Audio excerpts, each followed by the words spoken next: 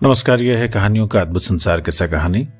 और किस्सा कहानी में मैं मंजीत ठाकुर आपको सुना रहा हूं कृष्णचंद्र की लिखी रचना एक गधे की आत्मकथा। इसमें आपने सुना कि गधा एक रामू धोबी नाम के धोबी की विधवा को न्याय दिलाने के लिए दर दर के चक्कर लगा रहा है, ठोकरें खा रहा है और आखिर में वो प्रधानमंत्री जवाहरलाल नेहरू से मिलके आता है। और जब वो बाहर निकलता है तो प्रेस के लोग, जो रिपोर्टर्स हैं, पत्रकार हैं, उसे घेर लेते हैं। अब क्या होता है सुनिए एपिसोड 10 में, जिसका शीर्षक है घेर लेना गधे को, प्रेस के नुमाइंदों का और लेकर जाना उसे कॉन्स्टिट्यूशन क्लब में, और उल्लेख गधे की प्रेस कॉन्फ्रेंस का। प्रधानमंत्री की कोठी से बाहर निकलते ही मैंने अपने आप को संसार का अत्यंत प्रसिद्ध गधा पाया। क्षण भर पहले मैं एक अत्यंत अप्रसिद्ध गधा था जो सड़कों पर प्रार्थना पत्र लिए मारा मारा फिरता था, लेकिन प्रधानमंत्री से भेंट होते ही मानो मेरा भाग्य बदल गया। जब मैं कोठी से बाहर निकला तो दरवाजे के बाहर प्रेस के नुमाइंदों और फोटोग्राफरों का एक समूह जुटा हुआ था। तिल धरने की जगह नहीं थी। मेरे फोटो पर फोटो लिए जा रहे थे। आखिर वे लोग मुझे घेर घार कर कॉन्स्टिट्यूशन क्लब ले गए ताकि मेरा इंटरव्यू ले। कॉन्स्टिट्यूशन क्लब में प्रेस के नुमाइंदों ने मुझ पर प्रश्नों की बौछार कर डाली। प्रधानमंत्री से आपकी क्या क्या बातें हुई? एक नुमाइंदे ने पूछा। मैंने कहा कुछ घास के बारे में, कुछ गुलाब के फूलों के बारे में। दूसरा नुमाइंदा बोला, आप हमें उड़ा रहे हैं, साफ साफ बताइए ना कि किस विषय पर बात हुई। लेकिन मैं कहां उनकी बातों में आने वाला था। मैंने कहा कुछ धोबियों के बारे में और कुछ उनके गधों के बारे में, कुछ नई नस्ल के गधों के बारे में जो आजकल भारत में तैयार हो रहा है। तीसरा नुमाइंदा बोला, विलायती गधों के बारे में कोई चर्चा नहीं हुई क्या? मैंने कहा हाँ, जब पंडित जी विलायत में बढ़ते थे तो अक्सर गधों की सवारी किया करते थे। उन दिनों उन्हें हर्टफोर्डशायर के गधे बहुत पसंद थे। प्रेस के नुमाइंदों की पेंसिलें बराबर चल रही थी, लेकिन साफ मालूम होता था कि जिस बात की उन्हें मुझसे आशा थी वो पूरी नहीं हो पा रही थी।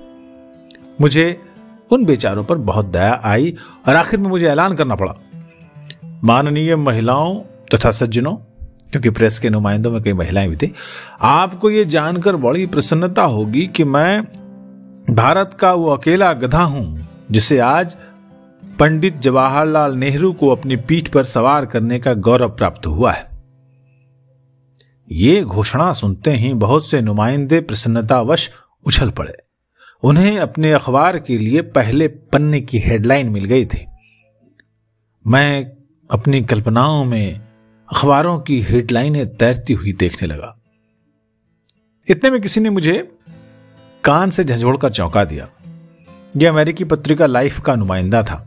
उसके साथ न्यूयॉर्क टाइम्स, लंदन टाइम्स और मैनचेस्टर गार्जियन के नुमाइंदे भी मौजूद थे। लाइफ का नुमाइंदा बोला, ए मिस्टर, तुम तो हमारे फ्रांसिस से भी बढ़ गए। फ्रांसिस कौन है? अरे बोलने वाला खच्चर है। मेट्रो गोल्डविन मेयर की फिल्मों में काम करता है, लेकिन उसे कभी यह सौभाग्य हासिल नहीं हो सका कि संसार के किसी बड़े नेता से मुलाकात कर सके।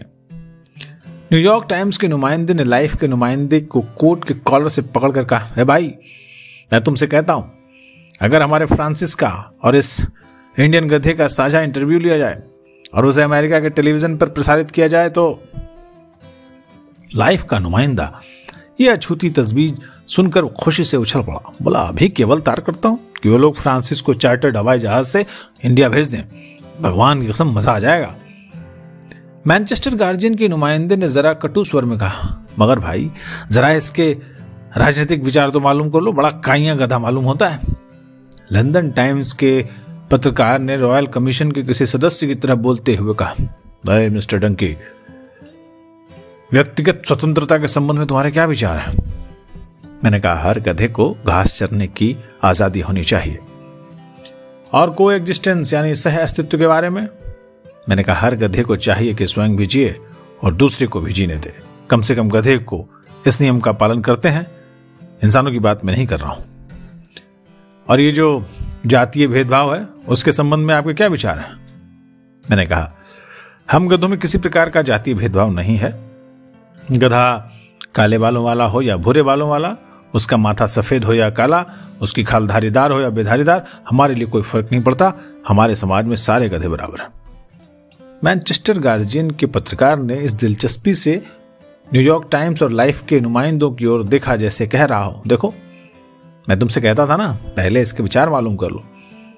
लाइफ वाले ने न्यूयॉर्क टाइम्स वाले से कहा, मेरे विचार में अब फ्रांसिस को बुलाने का कोई फायदा नहीं है, तार कैंसिल कर दिया जाए। मैनचेस्टर गार्जियन के नुमाइंदे ने पूछा, महाशय ये जो पूर्व और पश्चिम में शीत युद्ध छिड़ा हुआ है उसके संबंध में तो कुछ मुंह से फूल झाड़िए। मैंने कहा, हम गधों में कभी कोई शीत युद्ध या गर्म युद्ध नहीं होता। वास्तव में हम गधे लोग, जैसा कि आप इंसानों को मालूम होगा, लड़ाई झगड़े से घोर घृणा करते हैं। आपने प्रायः देखा होगा, घास के एक ही प्लॉट पर दर्जनों गधे एक साथ चरते हैं, कभी कोई लड़ाई नहीं होती। हमारी समझ में नहीं आता आखिर इंसान इस तरह एक साथ क्यों नहीं रह सकता, क्यों नहीं चर सकता। फिर आपने यह भी देखा होगा कि अलग अलग रंगों और जातियों वाले गधे मिलजुल कर ईंटें ढोते हैं और एक नया मकान बनाने में मदद करते हैं। अब मेरी समझ में नहीं आता कि तुम इंसान, अलग अलग रंगों और जातियों वाले इंसान, क्यों मिलजुल कर एक नया कारखाना या एक नया संसार नहीं बना सकते। और पंचशील के संबंध में आप क्या कहेंगे गधे महोदय? इस पर लंदन टाइम्स के नुमाइंदे ने नफरत से मुंह मोड़कर मैनचेस्टर गार्जियन के नुमाइंदे से कहा, पूछना बेकार है, इस गधे पर नेहरू का जादू चल चुका है। अच्छा हुआ कि यह गधा बांडुंग कॉन्फ्रेंस में नहीं था, वरना जाने क्या उपद्रव मचाता। वे तीनों मुझे छोड़कर चले गए। उनके जाने के बाद और बहुत से सवाल पूछे गए विभिन्न विषयों पर, जिनका उत्तर देने का मैंने पूरा प्रयत्न किया। जहां तक एक गधे से उत्तर बन सकता था उतना उत्तर दिया। यह प्रेस कॉन्फ्रेंस को 1.5 घंटे तक जारी रही। उसके बाद सब नुमाइंदे अपनी अपनी रिपोर्ट देने अपने दफ्तरों को चले गए, क्योंकि आज उनके हाथ एक नया शोशा आया था। इतनी लंबी चौड़ी कॉन्फ्रेंस के बाद मैं भी पसीने में लथपथ था और थक गया था। मैंने सोचा कि रामू की विधवा के घर जाने से पहले जमुना में नहाना चाहिए, तबीयत हल्की हो जाएगी और थकावट भी दूर हो जाएगी। ये सोचकर मैं कॉन्स्टिट्यूशन क्लब से बाहर निकला कि एक भारी भरकम लेकिन नाटे कद के आदमी ने, जो एक बहुत उम्दा धोती और एक बहुत उम्दा सफेद अचकन पहने हुए था, उसने मुझसे संबोधित करते हुए कहा, क्षमा कीजिए, आप ही वो गधे हैं, बोलने वाले गधे, जिन्हें हमारे प्रधानमंत्री से एक स्पेशल इंटरव्यू मिला है? जी हां, मैंने कहा। नाटे कद के आदमी ने मुझे सिर से पांव तक देखा, कुछ देर चुप रहा, फिर अपने आप को संभाल कर बोला, अगर कष्ट न हो तो इस समय खाना गरीब खाने पर खाइए। मेरी कोठी यहां कॉन्स्टिट्यूशन क्लब से बहुत नजदीक है, बरजूटिया महल। मगर यहां से चलेंगे कैसे? मैंने एक जम्भाई लेकर पूछा। मैं बहुत थका हुआ हूं, मेरे पास एक ब्यूक गाड़ी है, आप शायद उसमें नहीं आ सकेंगे, इसलिए मैं एक शेवरले लॉरी आपके लिए लेकर आया हूं। जीवन में पहली बार मैंने शेवरले लॉरी में सफर किया। भाई, ये लोहे का गधा होता बहुत खूब है, शानदार। बरजूटिया महल सचमुच एक महल की तरह सजा हुआ था। जिस सोफे पर ले जाकर मुझे बिठाया गया वो इतना बड़ा था कि उस पर 2 गधे आसानी से आराम कर सकते थे। बरजूटिया महल में तशरीफ रखवाए जाने के बाद बरजूटिया ने बड़े आदर पूर्वक झुककर मुझसे कहा, अब आप क्या पिएंगे, लेमन, स्क्वॉश या शरबत रूह अफ़ज़ा? मैंने कहा, मैं थोड़ी सी घास खाऊंगा। बरजूटिया ने बड़ी गंभीरता से घंटी बजाई, जैसे तमाम जिंदगी मेहमानों को घास खिलाना उसका नियम रहा हो। उसके बाद उसने अपने नौकर को कुछ आदेश दिया। थोड़े समय के बाद जब नौकर ने फिर कमरे में प्रवेश किया तो मैं क्या देखता हूं कि चांदी की एक बड़ी सुंदर ट्रे में हरी हरी सुगंधित दूब धुली धुलाई रखी हुई है। बड़ी बारीक कटी हुई घास थी, जिसके खाने से दांतों में जरा भी कष्ट नहीं होता था। घास खाने के बाद नौकर नंबर 2 ने चांदी की एक बाल्टी में मुझे पानी प्रस्तुत किया। रेफ्रिजरेटर का ठंडा किया हुआ पानी था, जिसमें जाने कितनी सुगंधियां और शरबत मिले हुए थे। जब मैं पानी पी चुका तो नंबर 3 वाले नौकर ने एक सफेद तौलिए से मेरा मुंह साफ किया। नंबर 4 के नौकर ने आकर पूछा, आप कौन सा पान नोश फरमाएंगे, सादा या किवाम वाला? मैंने कहा, किवाम वाला बेहतर रहेगा, लेकिन देखना किवाम खास लखनऊ का हो, वरना सारा मजा किरकिरा हो जाएगा। इतना कह चुकने के बाद मैं सेठ बरजूटिया की ओर मुड़ा और उनसे पूछने लगा कि आपने इतना कष्ट किस लिए किया। सेठ बरजूटिया ने अपनी कुर्सी जरा आगे सरका ली और मेरी ओर ध्यान से देखकर बोला, श्रीमान जी, साफ साफ कह दूं? बिल्कुल साफ साफ कहिए, मैंने आग्रहपूर्वक कहा। तो बात यह है, बरजूटिया ने मेरे और भी करीब आते हुए कहा, मैं इस प्रेस कॉन्फ्रेंस में मौजूद था। उस समय मैंने अनुमान लगाया कि आप पंडित जी से अपने इंटरव्यू का मूल उद्देश्य बिल्कुल गोल कर गए हैं। बस वही मुझे संदेह हुआ। मैंने बात को कुछ कुछ समझते हुए कहा, बस आप मुझे साफ साफ बता दीजिए कि आपके और पंडित जी के दरमियान क्या क्या बातें हुई। बातें तो बहुत सी हुई, मैंने संतोषजनक स्वर में सिर हिलाकर कहा।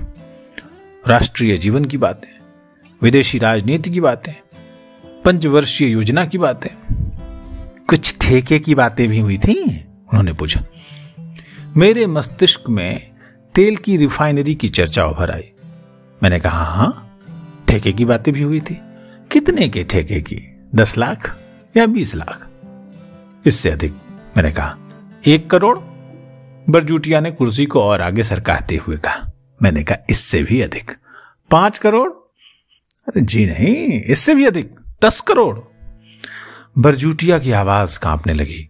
वो कुर्सी को आगे खिसकाते खिसकाते बिल्कुल मेरे चेहरे के करीब आ गया। 20 करोड़ से अधिक, मैंने कहा। बस आगे मुझे कुछ मत बताइए। सेठ बरजूटिया ने मेरे होठों पर हाथ रखते हुए कहा, दीवारों के भी कान होते हैं। मगर सुनिए तो, मैंने अपना कुछ कहना चाहा। सेठ बरजूटिया ने अपने होठों पर उंगली रखते हुए कहा, मुझे और कुछ नहीं पूछना है, बस इतना काफी है। 25 करोड़? बाप रे बाप। सुनिए श्रीमान जी, आज से आप मेरे पार्टनर हैं। पार्टनर? मैंने हैरान होकर कहा, किस बात के? अरे उसी सौदे के, बरजूटिया ने संकेत करते हुए कहा, जिसकी चर्चा पंडित जी से हुई। मगर, मैंने कहा। मगर बरजूटिया ने फिर भी मेरा वाक्य काट दिया। अगर मगर नहीं चलेगी मेरे साथ। बरजूटिया मुझे समझाने लगे, देखिए, यूं तो आप बड़े बुद्धिमान हैं, मगर आपके पास रुपया नहीं है, और रुपया मेरे पास है, जितना चाहिए। मैं आपको इस बिजनेस में 1/3 का हिस्सेदार बना लूंगा। मगर, मैंने इनकार में सिर हिलाकर कहा, अरे ये भी तो देखिए। अच्छा, मैं समझ गया, आप हिस्सा अधिक चाहते हैं। अच्छा चलिए, 50-50, आधा हिस्सा मेरा, आधा आपका। रुपया सब मैं लगाऊंगा। चलिए अब ठीक है, लीजिए इस कागज पर हस्ताक्षर। मैंने टेलीफोन पर सॉलिसिटर से कहकर सब मामला पहले ही लिखवा लिया था। देखिए मेरा अनुमान कितना ठीक निकला। मगर साहब, आपको बड़ी गलतफहमी हो रही है, मैं इस कागज पर दस्तखत नहीं करूंगा। बरजूटिया ने मेरी ओर घूर कर देखा और बोला, मैं आपको गधा समझता था, लेकिन आप तो बड़े काइयां निकले। अच्छा चलिए साहब, मैं आपको अपनी फर्म में आधे का हिस्सेदार बनाए लेता हूं। इस ठेके के अतिरिक्त मेरी फर्म के दूसरे ठेकों में भी आपका हिस्सा रहेगा। देखिए अब इनकार मत कीजिएगा, इस कागज पर दस्तखत कर दीजिए। मैं आपसे सच कहता हूं, इससे अच्छी शर्तें आपको कहीं नहीं मिल सकती। बरजूटिया एंड बरजूटिया कंस्ट्रक्शन कंपनी का हिस्सेदार बनना भारत के किसी बड़े भी पूंजीपति के लिए गौरव की बात हो सकती है। देखिए ना, मैंने कहा, मैं एक मामूली गधा हूं। और बरजूटिया मेरी बात काटकर बोला, इससे क्या होता है, हमारे शेयर होल्डर अक्सर गधे होते हैं, वरना हम इतना फायदा कैसे कमा सकते हैं, आप तो सब जानते हैं। बरजूटिया ने मेरी खाल में चुटकी भरी और जोर से कहा लगाने लगा, और इस प्रकार मेरी पीठ थपकने लगा जैसे मैं और वो बचपन के लंगोटिया गधे रह चुके हों और वर्षों इकट्ठे घास चरते रहे हों। फिर उसने मुझे आंख मारकर कहा, मैं इस कोठी में आपके लिए एक अच्छा सा कमरा अलग किए देता हूं, फर्स्ट क्लास एयर कंडीशनड कमरा, जैसा किसी महाराजा के रेस के घोड़े को भी नसीब ना हो। हर प्रकार का ऐश आराम, रात आपको मुन्नन बाई का नाच और गाना। मैंने सोफे से उठने का प्रयत्न करते हुए कहा, मुझे तो आप आज्ञा दीजिए। देखिए मैं एक गरीब विधवा का गधा हूं, वो और उसके बच्चे मेरी प्रतीक्षा कर रहे होंगे। प्रधानमंत्री ने मुझे उनके लिए रकम दी है, उसे उन्हें देने जाऊंगा। कहां जाएंगे आप? बरजूटिया ने पूछा। कृष्णानगर, यमुना पर। तो वहां तक जाने की क्या जरूरत है, मैं अपनी व्यूक भिजवाकर उन लोगों को यहीं बुलाए लेता हूं। रामू धोबी की विधवा और उसके 3 बच्चों को यहीं क्वार्टरों में जगह दिए देता हूं, और मुझे अपनी कोठी में एक धोबिन की जरूरत भी है। पहला धोबी साला बड़ा कामचोर है। आप बिल्कुल चिंता मत कीजिए, सब ठीक हो जाएगा, आप घबराइए मत। अगर आप कुछ देर सोचना चाहते हैं, इस कागज पर साइन नहीं करना चाहते हैं, न सही, मैं भी आपको भी मजबूर नहीं करना चाहता। मगर इतना निवेदन अवश्य करूंगा कि भी कुछ दिन आप मेरे मेहमान रहिए, इससे मुझे बड़ी खुशी होगी।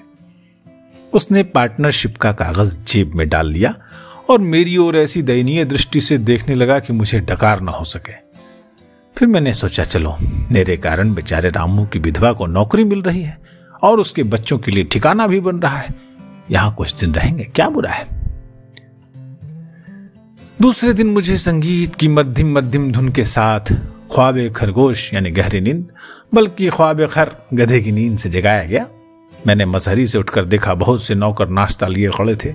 सौंधी सौंधी भुनी हुई बाजरे की दलिया खाने में बहुत आनंद आया। इसके पहले केवल सुन रखा था कि इंसान अपने मतलब के लिए गधे को भी बाप बना लेता है। आज अपनी आंखों के सामने इसकी पुष्टि हो गई, क्योंकि जब मैं दलिया खा रहा था उस समय क्या देखता हूं कि सेठ बरजूटिया हाथ में बहुत से अखबारों का पुलिंदा उठाए खुशी खुशी चले आ रहे हैं। आते ही ऐसे उल्लास से गले मिले जैसे मैं गधा न था, उसका सगा भाई या बाप था। आते ही कहने लगे, ये देखिए दुनिया भर के अखबारों में आज आपके फोटो छपे हैं, और वो भी फ्रंट पेज पर। आज तो आपने फार्मूसा के संकट को भी पिछले पन्नों पर फेंक दिया। ये देखिए चर्चिल का भाषण भी दूसरे पन्ने पर आया है। मैंने देखा कि डेली मिरर ने 7 कॉलम की सुर्खी दी थी, बोलते हुए गधे की प्रधानमंत्री से भेंट, संसार का महान चमत्कार। और न्यूयॉर्क टाइम्स ने मेरे पहले पन्ने पर मेरे और फ्रांसिस के चित्र एक साथ प्रकाशित किए थे, और इसके अलावा संपादकीय भी लिखा था, जिसका सारांश ये था कि अगर पंडित नेहरू भारत के गधे को इंटरव्यू दे सकते हैं तो हमारे प्रधान मेट्रो गोल्डविन मेयर के फ्रांसिस को इसका अवसर क्यों नहीं दे सकते। जितने शीघ्र यह काम कर दिया जाए उचित होगा, अन्यथा पूरे एशिया में अमेरिका की प्रतिष्ठा खतरे में बढ़ जाएगी। लंदन टाइम्स की सुर्खी थी, अब संसार के गधे भी युद्ध के विरुद्ध बोलने लगे, पश्चिम को खतरा। फ्रांस के कंजर्वेटिव पत्र ला मांदे ने एक व्यंग्यात्मक सुर्खी जमाई थी, नेहरू का गधा पंचशील के पक्ष में। लेकिन ला मांदे से कम न्याय की आशा की जा सकती है। भारत के लगभग सभी अखबारों ने मोटे टाइप में मेरा इंटरव्यू छापा था। बहुत से पत्रों ने संपादकीय भी लिखे थे, और कई एक अखबारों ने इस बात पर कड़ी नुक्ताचीनी की थी कि क्यों पंडित जी ने एक मामूली गधे को इंटरव्यू दिया, यानी जितनी मुंह उतनी बातें। लेकिन इसमें कोई संदेह नहीं कि एक ही रात में मैंने अंतर्राष्ट्रीय महत्व प्राप्त कर लिया था, और आज पूरे संसार में मेरी ही चर्चा थी। अजी ये तार तो देखिए, सेठ बरजूटिया ने तारों का बंडल दिखाते हुए कहा। अधिकतर तार बधाई के थे, लेकिन कुछ काम के भी थे। ये देखिए, ये तार कंचनजंगा पर्वत की चोटी छूने जा रही जर्मन टोली की ओर से आया है। उन्होंने लिखा है कि वे लोग बड़े प्रसन्न होंगे कि यदि आप केवल पहले 10,000 फुट तक उनके साथ चल सकें। वे इस बात की गारंटी देते हैं कि आप पर कोई बोझ नहीं लादा जाएगा। ये तार देखिए, प्रसिद्ध फिल्म डायरेक्टर ख्वाजा अहमद अब्बास और रमेश सहगल ने प्रार्थना की है कि आप उनकी नई फिल्म में काम करें। तनख्वाह 10,000 रुपया मासिक, आने जाने के लिए हवाई जहाज का किराया अलग। आपके साथ काम करने के लिए नलिनी जयवंत, सुरैया, नरगिस से बातचीत हो रही है। देखिए किसे चुना जाता है। और ये तार देखिए, प्रसिद्ध फिल्म स्टार गोप और भगवान आपके साथ मिलकर एक कॉमेडी फिल्म बनाना चाहते हैं। पब्लिसिटी में आपका नाम इन दोनों से पहले दिया जाएगा, कहिए मंजूर है? ये the great royal Indian circus की ओर से ऑफर है। वे लोग आपको लेकर यूरोप के सफर पर जाना चाहते हैं। मैंने क्रोध से झुंझलाकर तारों के बंडल फर्श पर फेंक दिए। बरजूटिया ने शोक प्रकट करते हुए कहा, लोग ऐसी ख्याति के लिए तरसते हैं और आप हैं कि इस प्रकार इनकार कर रहे हैं। अजय साहब, मुझे ऐसी ख्याति मिले तो मैं गधा तो गधा सुअर तक बनने को तैयार हूं। मैंने क्रोधवश दांत पीस लिए, मगर कुछ कह न सका। सेठ बरजूटिया ने कहा, बाहर बहुत से लोग आपसे मिलने की उम्मीद लिए बैठे हैं। मुलाकातियों का कमरा भर गया है। मैं किसी से नहीं मिलूंगा। क्रोधवश पूंछ हिलाते हुए मैंने कहा, कम से कम आप दिल्ली म्यूनिसिपल कमेटी के चेयरमैन से तो मिल लीजिए। हाय, मैंने घबरा कर कहा, क्या वे भी हैं? जी हाँ। सेठ बरजूटिया ने कुछ इस प्रकार आंख मारकर मुझसे कहा मानो ये सब उसी का किया धरा हो। असल में दिल्ली म्यूनिसिपल कमेटी आपको एक सम्मान पत्र भेंट करना चाहती है। मुझे? मैंने आश्चर्य से चिल्लाकर कहा, एक मामूली गधे को? ये दिल्ली म्यूनिसिपल कमेटी को क्या हो गया है? अरे साहब, अब आप मामूली गधे नहीं रहे, बरजूटिया ने प्रसन्नतावश चमकते हुए कहा। अब आप भारत विख्यात बल्कि विश्व विख्यात गधे हैं, संसार के महानतम गधे। और ये केवल इसलिए कि मैं भूल से प्रधानमंत्री की कोठी में चला गया था और उन्होंने स्नेहवश मेरी पीठ पर हाथ फेरा और कुछ देर मुझ पर सवारी कर ली, केवल इसलिए? बड़ी हैरत की बात है साहब। गधा मैं हूं या आप हैं? बरजूटिया ने कहा, अगर आप आज्ञा दें तो मैं उन्हें बुला लूं। नहीं नहीं, मैंने क्रोध से कहा, नहीं साहब, मैं इस योग्य नहीं हूं कि दिल्ली म्यूनिसिपल कमेटी मेरी सेवा में सम्मान पत्र प्रस्तुत करे। अजी महाशय, क्या बात करते हैं, बरजूटिया ने मुझे समझाते हुए कहा। और देखिए, अब ये बड़ी बदतमीजी होगी। असल में मैंने आपकी ओर से हां कर दी है और अब वे लोग सब प्रबंध कर चुके होंगे। बाजारों में पोस्टर लग चुके हैं, शहर के माननीय व्यक्तियों को निमंत्रण पत्र जा चुके हैं। जरा सोचिए तो सही, अगर आपने सम्मान पत्र स्वीकार न किया तो लोग कितने निराश होंगे। और सुनिए, बरजूटिया ने दबे कंठ से कहा, मेरी खातिर आप इसे स्वीकार कर लीजिए, इससे हमारी पार्टनरशिप को बहुत फायदा पहुंचेगा।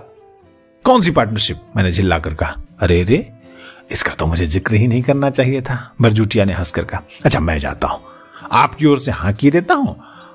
आपको उनसे मिलने का क्यों कष्ट दूं इस वक्त? मगर सुनिए तो। मगर उसने कुछ न सुना और दूसरे कमरे में चला गया। इसके बाद क्या देखता हूं कि लड़कियों का एक पूरा दल कमरे में प्रविष्ट हुआ। लगभग सबकी सब कॉलेज की लड़कियां थीं। उन्होंने हंसते हुए, खिलखिलाते हुए, कह कहे लगाते हुए मुझे घेर लिया। सब की सब अपनी ऑटोग्राफ बुक के लिए मुझे ऑटोग्राफ मांग रहे थे। उनकी ऑटोग्राफ बुक पर शीला रमानी, देवानंद, राज कपूर, दिलीप कुमार और दूसरे फिल्म स्टारों के ऑटोग्राफ थे। और अब वो मेरे ऑटोग्राफ मांग रही है। कैसी हैं ये लड़कियां जिन्हें एक दिलीप कुमार और एक गधे में कोई फर्क नजर नहीं आता? सभी को एक ही ऑटोग्राफ से हाँकती हैं। इनकी आंखें इस तथाकथित शोहरत से कितनी चुंधियाई हुई हैं। जब मैं उन्हें ऑटोग्राफ दे रहा था तो मैंने देखा कि बरजूटिया एक लड़की को विशेष रूप से मेरे आगे पीछे लिए घूम रहा है। आखिरकार मेरे पास आकर कहने लगे, ये मेरी बेटी है रूपवती, इसकी ऑटोग्राफ बुक पर विशेष रूप से कुछ लिख दीजिए। मैंने रूपवती को देखा। लंबी, पतली, छरहरी, सुकुमार सी लड़की थी। उसकी नजर में विचित्र प्रकार की धृष्टता थी। स्वर अत्यंत अपमानजनक और हर अदा अत्यंत कृत्रिम। रूप रंग से वो एक लड़की नहीं, एक चलती फिरती गुड़िया दिखाई देती थी। मैंने रूपवती से पूछा, क्या लिखूं? वो तो नक्कर बोले, अब मैं क्या जानूं, लिखना हो तो लिख दीजिए, वरना ऐसी कोई जरूरत भी नहीं है।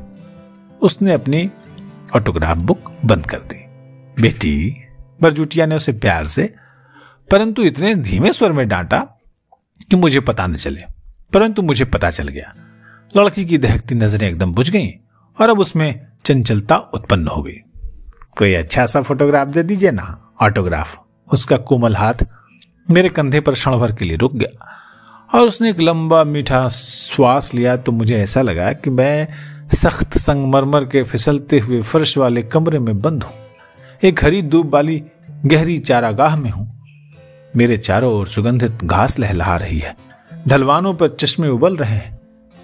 सुहानी धूप ने पेड़ों के आसपास अपनी सुंदर शतरंज बिछा रखी है और बादलों के सफेद सफेद टुकड़े आकाश में उड़ाने भर रहे हैं। एकाएक प्रसन्न होकर मैंने जोर से अपनी ढींचू ढींचू की हाँक लगाई। वो साफ, खुली, निश्चिंत जीवन से परिपूर्ण हाँक। जब गधा अत्यंत प्रसन्न होता है और संसार को अपनी आत्मा के संगीत से गुंजा देता है, वही संगीत उस समय मेरे होठों पर आया। लेकिन मैंने देखा दूसरे ही क्षण लड़कियां मेरी आवाज सुनकर भाग गईं। बहुत सी लड़कियां तो अपनी ऑटोग्राफ बुक भी वहीं भूल गईं। कुछ क्षणों के बाद मैं अपने कमरे में अकेला खड़ा था। मनुष्य कितना विचित्र जीव है। उसे केवल अपनी प्रसन्नता में संगीत सुनाई देता है, दूसरे की प्रसन्नता उसे अर्थहीन मालूम होती है। अब गधे साहब जो हैं 11 एपिसोड में चांदनी चौक में उनका जुलूस निकलेगा और स्त्रियां जो है झरोखे से उस पर फूल बरसाएंगी। म्युनिसिपल कमेटी के प्रधान जो है उन्हें सम्मान पत्र भेंट करेंगे और उत्तर क्या देंगे उस भाषण में गधे साहब, ये सुनना दिलचस्प होगा। वो होगा 11वां एपिसोड, आप सुनेंगे अगली बार। ये आवाज आप सुन रहे थे मंजीत ठाकुर की, और जो कहानी है, जो आप उपन्यास सुन रहे हैं ऑडियो के रूप में, वो है एक गधे की आत्मकथा जिसे लिखा महान रचनाकार कृष्णचंद्र ने। अगर पसंद आ रहा हो अपने दोस्तों को सुनवाएं, लाइक करें, शेयर करें और कमेंट में बताएं कि कैसी लगी। नमस्कार।